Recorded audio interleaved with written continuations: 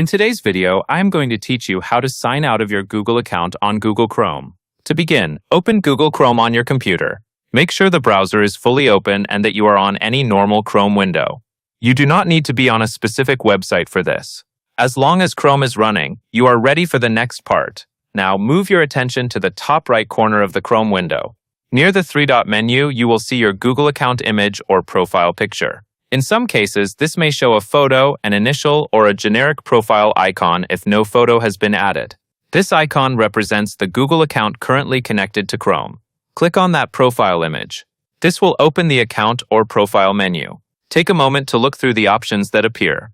This menu is where Chrome lets you manage the account that is signed in, and it is also where you can access the Sign Out option. From this menu, click the option that says Sign Out of Chrome. Once you select it, Chrome will sign your Google account out of the browser. Depending on your setup, Chrome may also pause syncing. That means bookmarks, history, passwords, and other synced information will no longer stay connected to that account in the browser until you sign back in. After signing out, you may notice that the profile picture changes, disappears, or returns to a default profile icon. That is a simple way to confirm that the account is no longer signed in.